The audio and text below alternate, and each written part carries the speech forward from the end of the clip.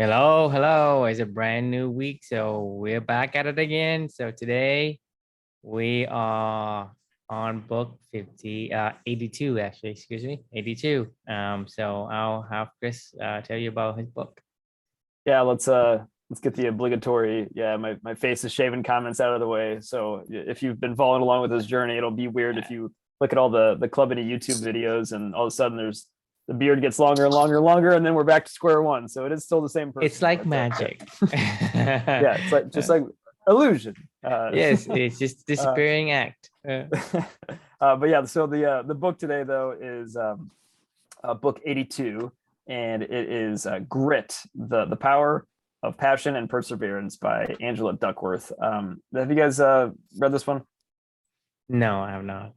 Snow? Is this one you're familiar I've with? heard of it, but I've not. Was it by Angela Duckworth? Who was it by? Yeah, Yes, Angela yes. Duckworth. Yep. Oh yeah. I know. I know. Like I've read some of her stuff or listened to some of her stuff. Yeah, no, it's a good book. I enjoyed it. I think it's I think just real fast right out the gate. I think I had the different impression of what grit meant to me before I went into this book. I thought of grit as like that grit and grind, and it's like just hustle culture, and that's what I was thinking like grit was going to really be about. But really it turned out this book's about combining your passion and then enduring and then keep doing it, and that's grit. Like how do you finding grit is the to Angela Duckworth is the combination of connecting what you love to do and just keep doing it for a really long period of time, and that's how you find grit, I guess. And that's what she calls it. So I'm fully on board with. I think that's a great idea and stuff that I know True and Snow and I all probably agree with in general at a high level of, if you do the stuff you love, and it's a lot easier to keep sticking with it, and longer you keep doing stuff, it'll bear fruit, because you love what you're doing, and it's just it's easy to not stop. It's what we talk about all the time around values, around mission and purpose and stuff like that, to keep pushing forward.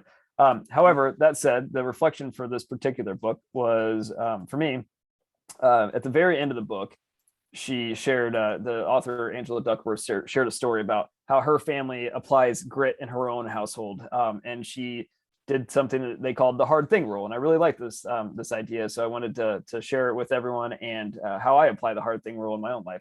The hard thing rule is, everyone in their family has to take on something that is quote unquote hard. They can pick any activity that's challenging, that they want to do, but it could be learning a piano, training for a marathon, drawing, surfing, whatever. I don't really care. But the only rule for the hard thing rule is you have to see it through to the end, from when you start, whether you like it or not. So whatever you start, you gotta see it through, right? Something that's challenging, you got to see it through. So for me personally, this resonated a ton, because it reminds me of this whole entire journey that we've all been on together, and True, you and I specifically, for this whole entire time, around clubbing and living your values and all the other stuff. And for me, it reminded me specifically of like the book that I wrote for my daughter. That was I unintentionally took on a hard thing rule, but when I decided to go down that road, I dedicated myself. I wanted to tell her story to the world. I didn't really care how I was going to do that. Writing wasn't always a passion for mine, like for myself. As a matter of fact, I was really never a quote unquote writer, for my entire life, up until my daughter. But I had a story to tell, and I wanted to find an avenue to tell it. So I took on a hard thing rule, after she had passed away, where I told myself, for her, I was going to sit down for 30 minutes every single day and try to write a page a day, or whatever I wrote for that particular day, until her story was told and I could share that with the world. And that was what I did. That was my hard thing rule.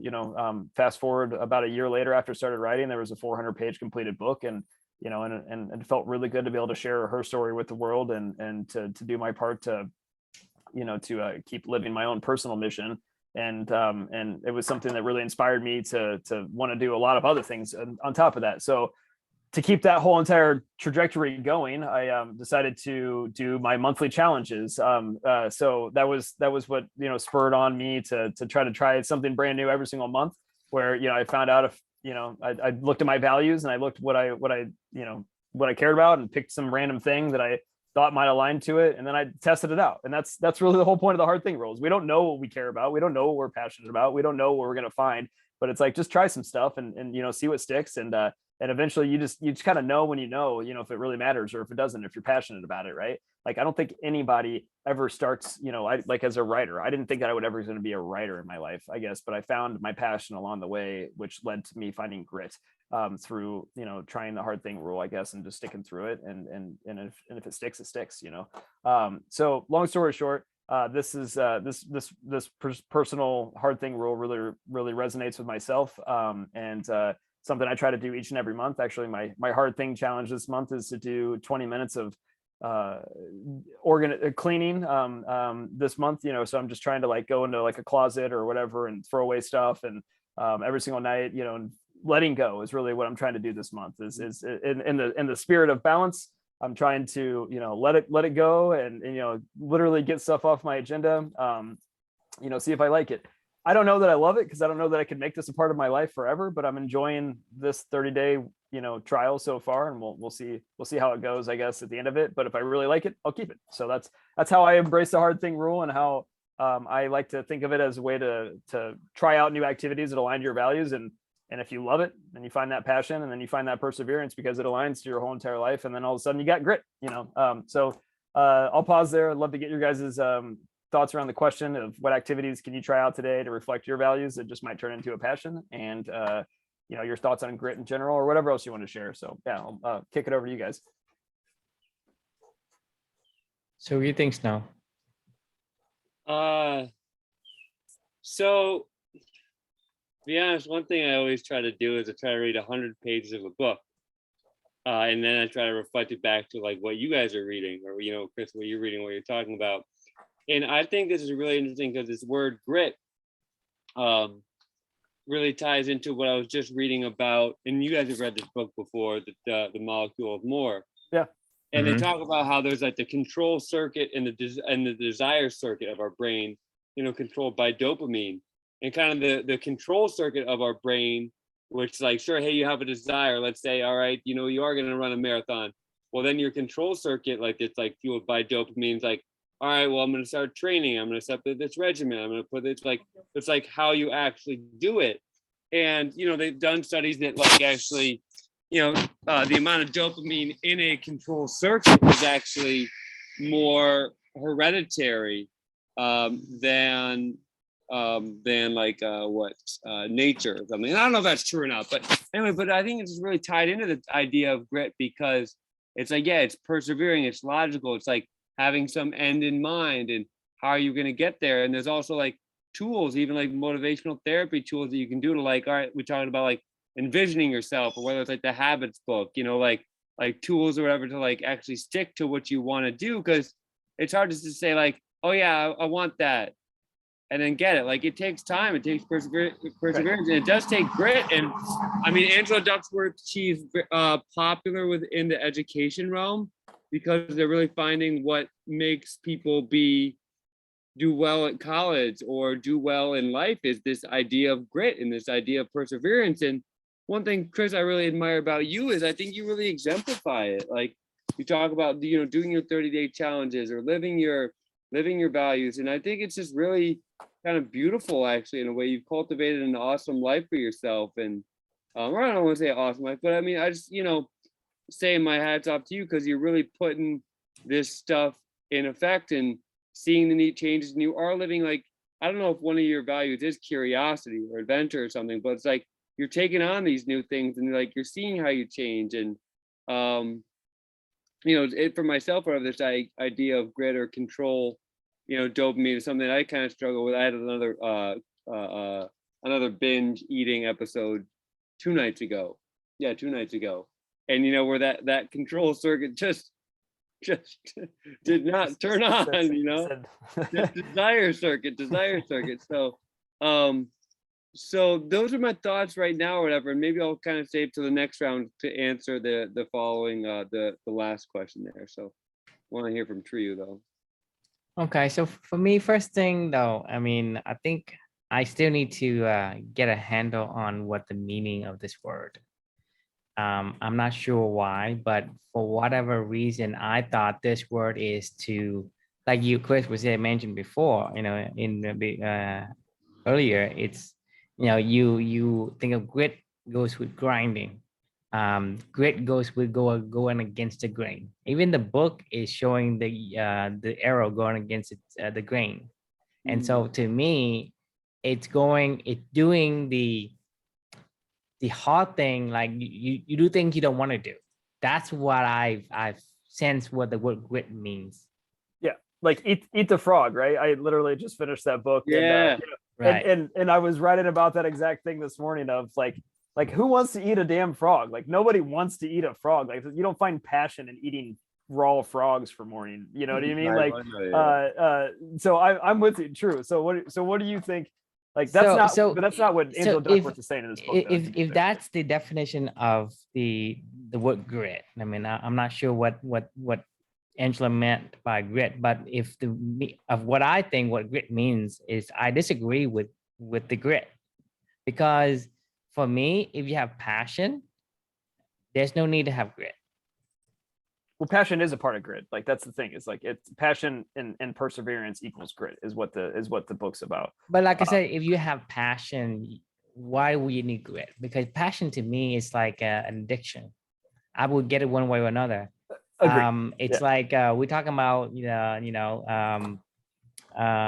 if a man with a wife can overcome anyhow, just because, like, for example, if I have a kid on the other side of two skyscraper with one beam going across it, right, and my daughter needs my help and she's in danger, I will find whatever I need to get across. I don't even think about the dangers that I'm going to fall off and anything like that. I just, because I think to me, it's like once you have the passion and the real passion, that means that there are things that you do that seems hard to other people, right? But it's easy to you. It's just because it's fun. You are so addicted to that. Right. I mean, an example would be, what is, I mean, the thing is, sometimes we don't know, but once you really understand it, then it's so easy. Because, for example, we're talking about, for me, understanding about how caffeine affects the body, and by what I think of caffeine is doing to my body, and it's just subjective to me, but I don't want that effect. Therefore, I was able to quit, right? Before, in my my late 20s and early 30s, I couldn't quit because I didn't understand it, right? And so for me, it's like, when thinking about Andre Agassi, for example, he hates tennis, but he didn't find his reason. I mean, everybody has their own reason, but once you find your real reason, then I think grit is not a thing. Because, like, for example, the way I'm seeing this is because quitting the caffeine isn't hard for me. It was hard when I first quit, but after I learned it, I can do it, like, cold turkey, and I have no symptom, no withdrawal. Same thing with the fasting, right? In the beginning, fasting is terrible, but because I understand what fasting can do for me, fasting is like nothing. It is now. I mean, that's the thing is the understanding of fasting can do for me. Is that what you want? Understanding that's the benefit you really want, because different people place different values on the benefit or the effects they have. And for me, because of the value of the fasting doesn't, it's not hard for me. It's not a hard thing. It's an easy thing. And I've done fasting for 2 months now, and I can see me doing it like until no, I'm not going to stop. Right? It's you take, because why? Because what value did that align to? That you really aligns with my health. Okay. Optimal health. And so to me, once you have the real reason why you're doing it, you understand it, becomes a passion, then the grunt and the grind isn't a grunt and grind to you. It may seem like a grunt and grind to other people. So for me, once you have a passion for something or real reason for something, then the grit is not needed, because I'm gonna do whether it's good or it's it's like going against the grain on myself or not. I'm not doing this because it's like, I'm doing it because I'm trying to put, kind of like suffer through, right? Like when I hear the word persevere and going grit, is you going against the grain, you're going up the Right. river. And if I'm wrong, then I mean, then that definition is wrong for me. But if the definition of grit and grind is going against what it is natural for you, like going up the river, your own personal river, then I disagree with the grit, because we talk about this.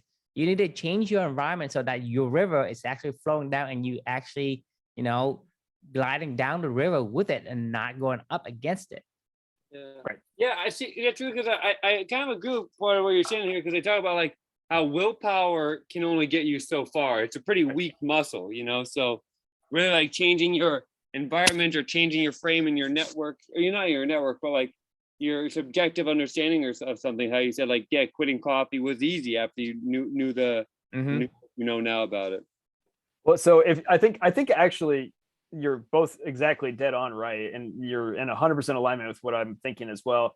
But I think you first have to persevere. You strategically need to pick an activity, a hard thing or whatever it is, and then you have to persevere initially through it just to find out, does it align or does it not align? Does it truly align? Is it something you find some sort of a passion or enjoy? That's why I think I kind of diverge from your thought, is because for me, it's like, instead of trying different things, try to understand first. Sure. Yeah.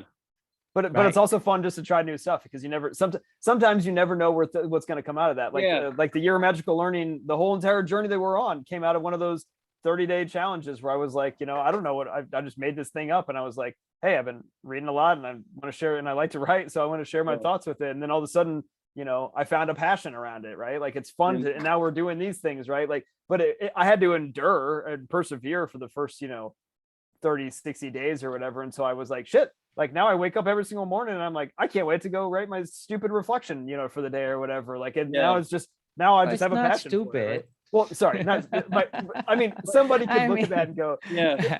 You gotta be immaculate with your word, man. Sorry, It's like, sorry. No, But, this is something you can't call stupid, because I don't want to be part of it. no, sorry. I feel like I like an analogy for like how Tree looks. It's like Tree's gonna like look at the river and see when it's like flowing the direction he wants to go, like gaining the knowledge and like the patience almost, and then he'll get in the boat to go downstream. But like, why paddle upstream when it's like, well, why even paddle upstream for a week or for a day? It's good exercise. It's good exercise. Yeah, it is good exercise. Yeah, I mean, you got to push yourself, and then all of a sudden, maybe you found like a new stream that you can go turn down or whatever that you didn't even know was there. But because Chris, there's something that I like about what you're talking about. It's like, you don't know what you don't know, obviously, and like when doing something that is usually out of your comfort zone, you usually end up finding, maybe it's a trick the brain does almost, to find some reason and like some worthwhile need for it. But even if it is that, it is an interesting thing. Yeah. So for me, I think I'm a little bit, kind of concerned and also kind of fearful that, because I can't control the conditioning of things that happens to me, because your brains is your friend, okay? And so your brain's like your elephant and the rider, right? You have a conscious and subconscious. What happened is, whenever you do something over and over again, it reinforces the brain. Say, hey, Chris and True, or if I do something over and over again, they say, if that's is what I need to do, then I need to reinforce it, make it feel good, so that I do it over again the next time. You conditioning yourself, right? And your brain doesn't know that, it just thinks that whatever you do again and again, that you must like it.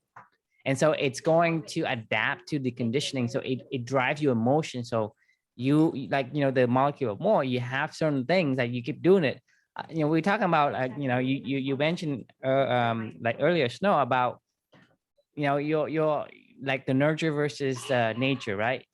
It's a market is more, some people have more, some people have less, right? And we know that.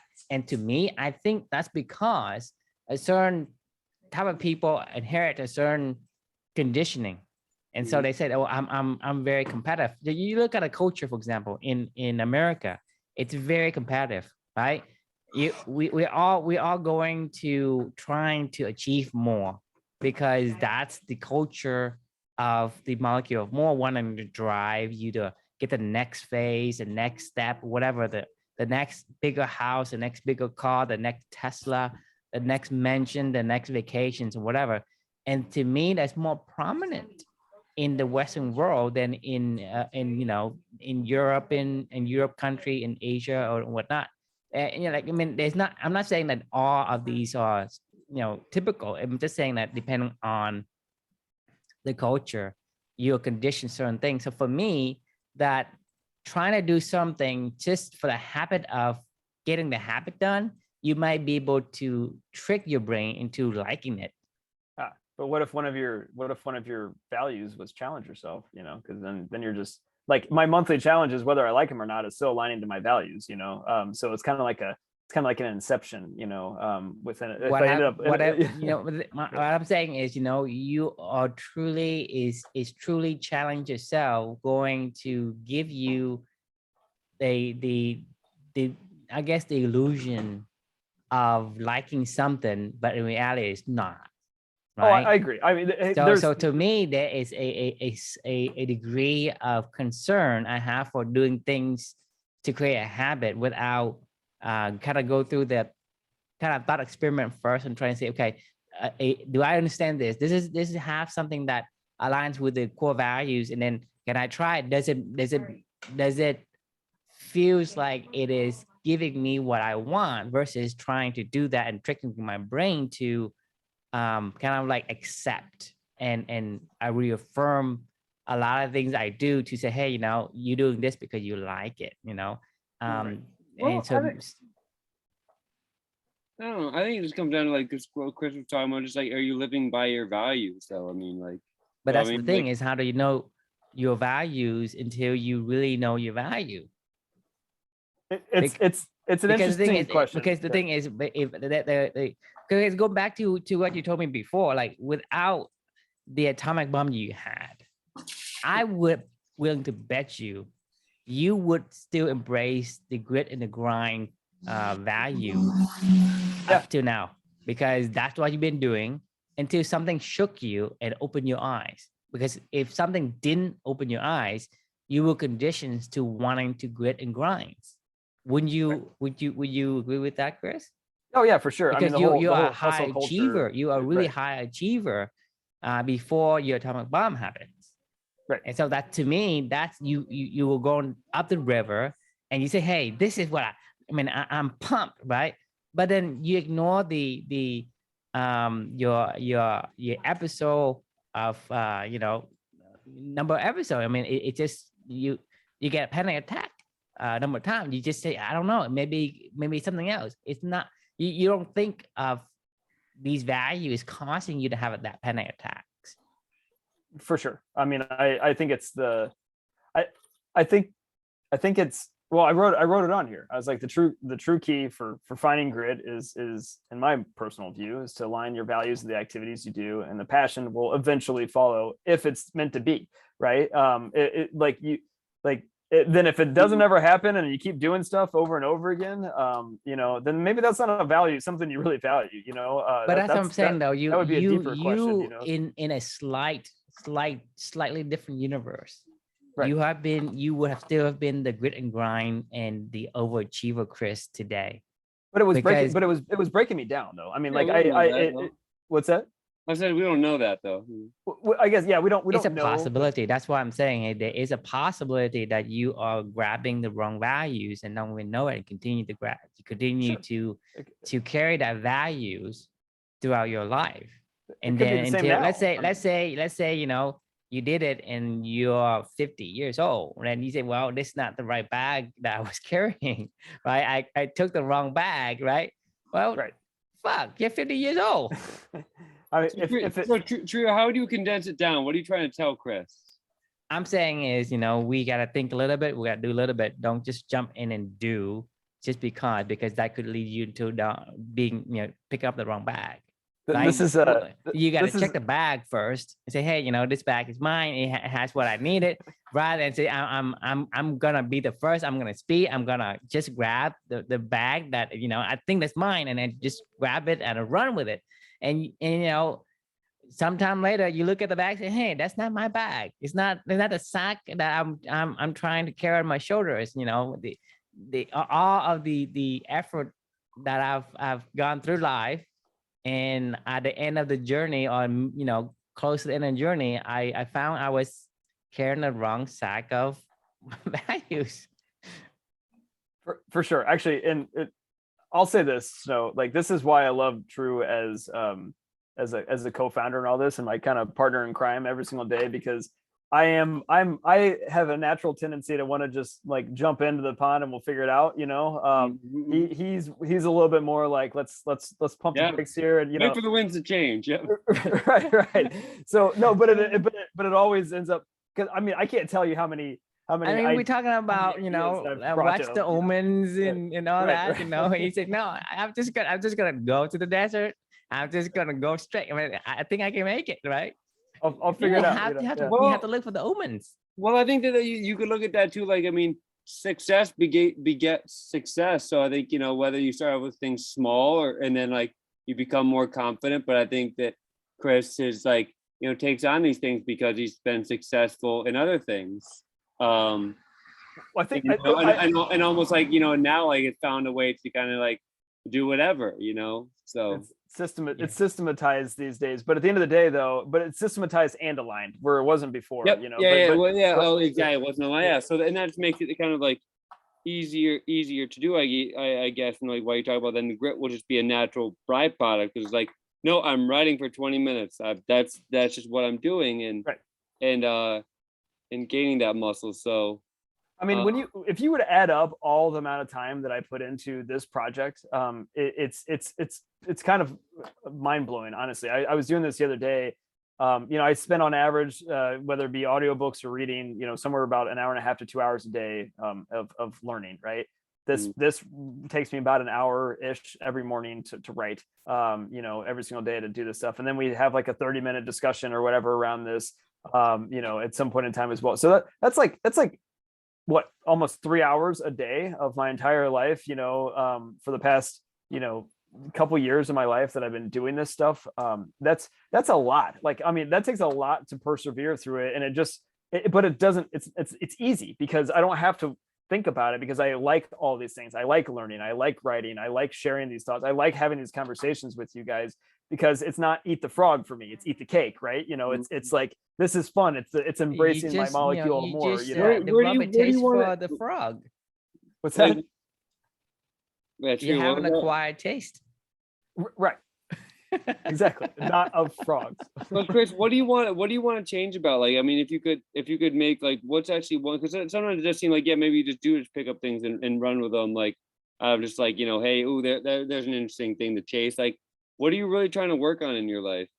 That's a great question. So this is why I do these monthly challenges, because like it allows for my randomness, to discover some new stuff, right? Like, because maybe I don't know everything, because I don't know everything, right? And we all know this stuff. So this is why I love the hard thing rule for me, because it's a way to align to my values and also to not align to my values. I don't know, right? Like, this whole letting go idea for the month, like, of doing the death cleaning that I'm doing this month. Like, I don't know if it's good. I remember I did one of these was like, I tried to be bored for 10 minutes a day, where I literally would not no meditation, no nothing. Like, you couldn't do anything, just twiddle your damn thumbs. And I remember telling True, that was the hardest thing I've ever done. Like, I mean, I could not do it. I was the only one that I've given up on. Just be bored, not even meditate, just sit there and just be idle and think and no thinking. I mean, you can't think because you gotta. Well, I mean, that almost sounds like a meditation though to me. But maybe if you don't think, then you're meditating.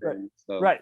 Well, meditation, you're supposed to focus on one thing, or whatever. Like, so, but anyway, the point is like that clearly didn't align, right? So I do not want to have passion, and I'm not going to have perseverance around that because it did not align, you know. But anyway, that's I guess that's how I I mean, it could be. I mean, It to could. me, it depends on the understanding. So perhaps if for me to do nothing, it's going to like, help me with my mental health or whatever. If that's the benefit, then I may do it. Right? I may do it for the sake of having the benefit. Yeah. Right. Right. But like, right now, I mean, I'm just making an example, it's not that's the case, but example B, whatever the benefit that you want to reap, then it may be something that makes it easier to do, even though you get bored out of your mind. Yeah. I think like to tie this for myself, to tie this up or whatever, and like answer this question here is, I think grit is the reason why this book became popular is because it is true, I think, in our society that, if you do have grit and you persevere and you take the long haul towards achieving a goal, you usually will be you'll be more successful than not, compared to just going by your whims and emotions. So for me, like, what activities can you try out today that reflect your values that might turn into a passion? Just pick any value and say, hey, I'm going to test something out, and do a hard thing rule. I don't know. You don't have to know the answer. That's sometimes. I don't know the answer, so I'm just gonna inquire this for myself about, like, for this next week. What activity I could try out today that reflect, but yet to me this question doesn't really instill gritness, though. To me this question, it almost is like more like a what a beautiful question or something, from that book or something. Like, right. I feel like a question for like grit would be like, where did you fail with grit before, and what can you do to change that so you can end up having more perseverance next time? I don't know. You could do that, but it all starts with passion, right? Like, because like, how do you know what you're passionate about? You don't. Like, is the point until you do it. You either you got to persevere in the beginning. You need to, like Drew said, you need to strategically pick something that you think you have a hunch might align to something you care about already, right? And then from there, you got to persevere until you either figure it out if it's a passion or not. And then if it's a passion, then you get the molecule more kicking in, and then you don't have to persevere anymore. Then it's just eating cake all day long, right? Right. So the thing is, I really like that summary, Chris. You have to strategically find the directions, right? And then you go into the directions and see if it gets easier as it goes. If it does not, then stop. Right. Because it's supposed to go, it's supposed to become easier. Correct. And if it's not, then you're eating the frog, and that's the problem. Don't eat the damn frog, because that's gross. Like, Right. I mean, you're gonna develop hives and right. You different kind of body, kind of bodily trying to reject the kind of things you trying to ingest that's not compatible, right? You need to stop. Exactly. I mean, some people just don't acquire a taste by continuing to do the things that's not accepted by the body. It's going to make it worse and worse. Love it. I actually need to probably end this one now if we can, because I gotta get going here myself. But great discussion in general for anybody else that's still tuning in. The question, of what activities can you try out today that would reflect your values, and who knows, maybe it just turns into a passion and you can persevere. That would be something to think about. And we appreciate everybody for listening in, and thanks guys for the conversation. We'll talk again here soon. Sounds good.